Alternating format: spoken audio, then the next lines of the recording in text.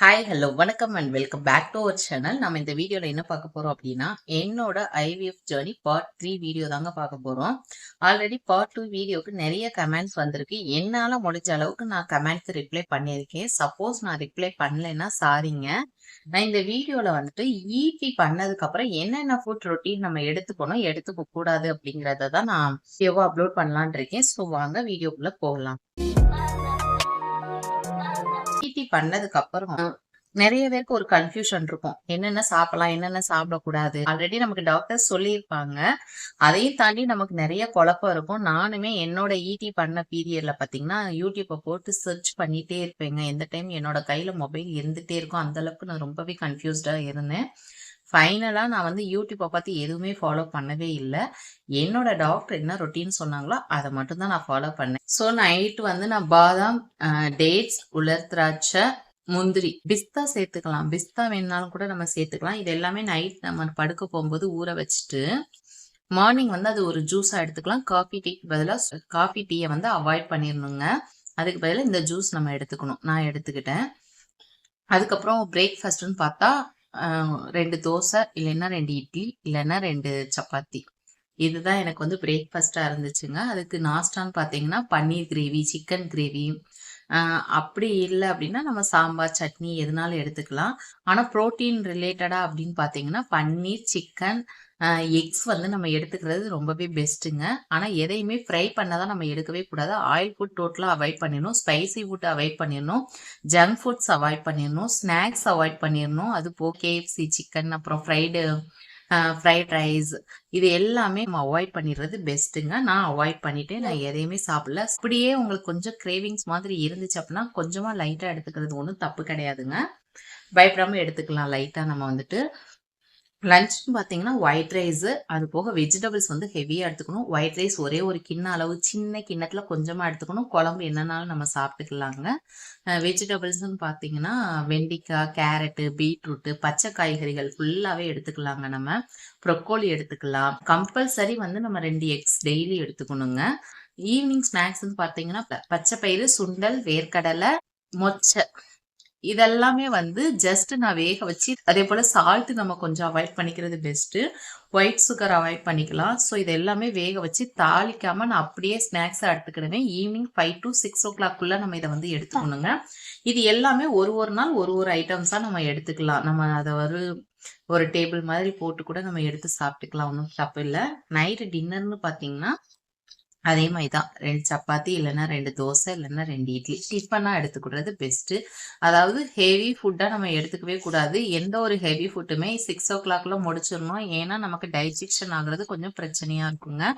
ஒரே ஒரு tumbler milk ஒரு நாளைக்கு எடுத்துக்கலாம். ஏன்னா சளி பிடிக்கும் நமக்கு. அதனால பசும்பால் பொதுவாக சளி பிடிக்கும். ஸோ ஒரு டம்ளர் மில்க் மார்னிங் இல்லை நைட் எப்போனாலும் எடுத்துக்கலாம். டீ, காஃபி மட்டும்தான் நான் அவாய்ட் பண்ண சொல்லியிருக்கிறேன்.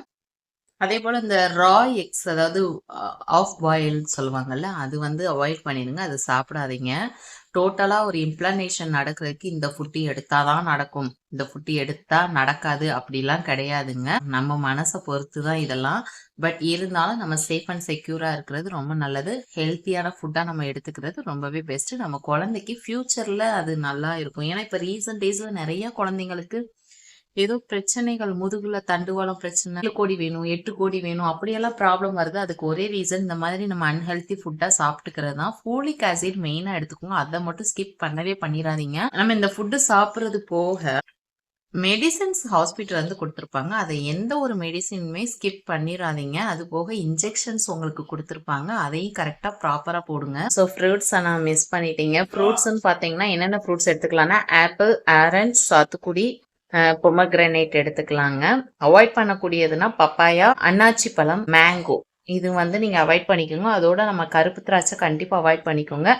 ஆஃப்டர் பிரெக்னன்சிலையும் கண்டிப்பா அவாய்ட் பண்ணிக்கிறது தான் நமக்கு பெஸ்ட். ஒரு 5 months வரைக்கும் அவாய்ட் பண்ணிக்கலாம். அதுக்கப்புறம் நம்ம எடுத்துக்கலாம். நல்லா வாஷ் பண்ணிட்டு வேணா கருப்பு திராட்சை சாப்பிட்டுக்கலாங்க. ஏன்னா கருப்பு திராட்சையில வந்து ஏதோ ஒரு லிக்யூட் மாதிரி கலப்பாங்களாம். அதை நல்லா வாஷ் பண்ணிட்டு சாப்பிட்டா பெஸ்ட். இல்லைன்னா குழந்தைக்கு வந்து ஏதோ தோல்ல பிரச்சனை வருங்கிற மாதிரி சொல்லியிருந்தாங்க. ஸோ நான் டோட்டலாகவே அதை நான் அவாய்ட் பண்ணிட்டேங்க.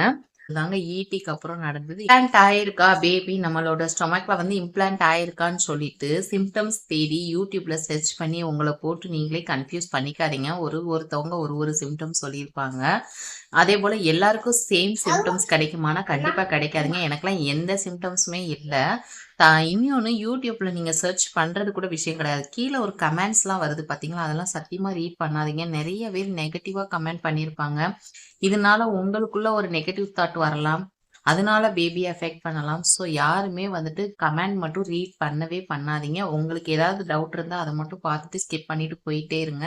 எனக்கு ஈடி பண்ணி குழந்தை இம்ப்ளான்ட் ஆயிடுச்சா அப்படிங்கிறத செக் பண்றதுக்கு நானும் உங்கள மாதிரியே நெறைய யூடியூப்ல சர்ச் பண்ணி ரொம்பவே டிப்ரஷன் ஆயிட்டேங்க. ஃபைனலா அதுவே ஒரு சிம்டம்ஸ் கிடைச்சது என்னன்னா, என்னோட அப்டாமன்ல வந்து பிளிங்க் ஆகிக்கிட்டே இருக்குங்க. ஒரு மாரி சுருக்கு சுருக்குன்னு பிளிங்க் ஆகிக்கிட்டே இருக்கும். அத நான் சிம்ப்டம்ஸா எடுத்துக்கலாமா அப்படிங்கிறது எனக்கு தெரியல. பட் கன்ஃபார்ம் ஆனதுக்கு அப்புறமா அந்த பிளிங்கிங் இருந்துச்சு. எனக்கு என்ன ஒரு யோசனைன்னா, நம்ம பிரெக்னன்சிக்கு முன்னாடியே அதாவது ஈடி பண்றதுக்கு முன்னாடியே இந்த மாதிரி இருந்திருக்குமோ? நம்ம அத கவனிக்கலையோங்கிற மாரிலாம் நான் கொஞ்சம் கன்ஃப்யூஸ் ஆயிட்டேன். ஆனா அந்த அந்த பிளிங்க் ஆகுறது எப்ப ஸ்டாப் ஆச்சுன்னா, 5த் மந்த் ரன் ஆகும்போது என்னோட பையனோட மூவ்மெண்ட்ஸ் எனக்கு கிடைச்சதுங்க. அவன் மூவ் பண்ணதெல்லாம் என்னால அத வந்து உணர முடிஞ்சது.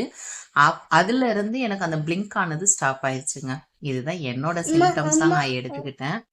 என்னம்மா? நிஜமாவே ஒரு வீடியோ அப்லோட் பண்றதுக்கு காலையில இருந்து நான் முயற்சி பண்றேன். என்னோட பையன் விடவே மாட்றான். பாரு தன்ஷிக் ஹாய் சொல்லு. இங்க பாரு ஹாய் சொல்லு. இந்தா. இங்க பாரு ஆன்ட்டி அங்கிள்க்குலாம் ஹாய் சொல்லு. ஹாய் சாப்பிட்டீங்களான்னு கேளு. நான் கிட்டத்தட்ட ஒரு 10 வீடியோஸ் கிட்ட எடுத்து எடுத்து டெலீட் பண்ணிட்டேங்க. ஏன்னா, ஒரு வீடியோ பார்க்குறப்போ உங்களுக்கும் சாட்டிஸ்ஃபைடா இருக்கணும். அப்லோட் பண்ண எனக்கும் சாட்டிஸ்ஃபைடா இருக்கணும். நம்ம என்ன மேட்ரு சொல்ல வரோமோ அத ஷார்ட்டா சொல்லிட்டு போயிரணும். ஏன்னா, உங்களுக்கும் பொறுமை இருக்கணும் இல்லையா? நெறைய பேர் என்ன பண்ணுவாங்கன்னா, லென்த்தியா வீடியோ அப்லோட் பண்ணுவாங்க. அத பார்க்க எனக்கெல்லாம் பொறுமையே இருக்காதுங்க. அதனால தான் என்னோட வாய்ஸ வந்து ஸ்பீட் பண்ணி நான் போடுறேன். அதுவுமே உங்களுக்கு சாட்டிஸ்ஃபைடா இல்லைன்னா கண்டிப்பா சொல்லுங்க. நான் வந்துட்டு பொ பொறுமையா பேசுற மாரி வீடியோ அப்லோட் பண்றேங்க. இல்ல நான் போடுற வீடியோ உங்களுக்கு சாட்டிஸ்ஃபைடா இருக்கு. நான் பேசுறது உங்களால அண்டர்ஸ்டாண்ட் பண்ணிக்க முடியுதுன்னா சொல்லுங்க. நான் அதே ஸ்பீட்ல நான் வந்துட்டு வீடியோ அப்லோட் பண்றேன். எனக்கு வந்து ரொம்ப நேரம் இழுக்கணுன்றதெல்லாம் ஆசை கிடையாதுங்க. என்ன மேட்டர் சொல்றேனோ அத ஷார்ட் அண்ட் ஸ்வீட்டா சொல்லணும். அது உங்களுக்கு போய் சேரணும். அதுதான் என்னோட மைண்ட் தாட்டா இருக்குது.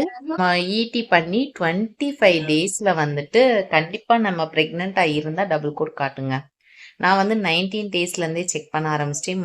மைல்டா தெரிஞ்சிச்சு. ஃபைனலா எனக்கு 30 டேஸ்ல 25 டேஸ்ல நல்லா கோடு தெரிஞ்சது. வேணுனா நீங்க அப்படி செக் பண்ணி பார்த்துக்கோங்க. அது வரைக்கும் நீங்க கன்ஃப்யூஸ் ஆயிட்டு யூடியூப்ல போயிட்டு சர்ச் பண்ணிட்டு உங்கள நீங்களே டிப்ரஷன்ல கொண்டுட்டு போயிறாதீங்க. இது என்னோட பர்சனல் அட்வைஸ் உங்களுக்கு. ஓகே கைஸ், இன்னைக்கு இந்த வீடியோ உங்களுக்கு சாட்டிஸ்ஃபைடா இருந்தா லைக் அண்ட் ஷேர், மறக்காம நம்ம சேனலை சப்ஸ்கிரைப் பண்ணிக்கோங்க. ஐவிஎஃப் காஸ்ட் பத்தி எவ்வளோ ஆச்சு, எனக்கு எவ்வளோ செலவாச்சு, அதாவது டே 1ல இருந்து டெலிவரி வரைக்கும் எனக்கு எவ்வளோ செலவாச்சு, அதுக்கு இடையில என்னென்ன பிரச்சனைகள்லாம் இருந்துச்சுன்னு சொல்லி நான் பார்ட் 4 வீடியோல அப்லோட் பண்றேன். மறக்காம நம்ம சேனலை சப்ஸ்கிரைப் பண்ணிக்கோங்க. ஈடி பண்ணிருக்கேன்னு சொல்லி நிறைய பேர் எனக்கு மெசேஜ் பண்ணியிருந்தீங்கல்ல, அவங்களுக்குலாம் சக்சஸ் ஆகணும்னு நான் கடவுள்கிட்ட வேண்டிக்கிறேன். நீங்களும் நல்லா முருகனை வேண்டிக்கோங்க. பார்ட் 4 வீடியோல பார்க்கலாம்.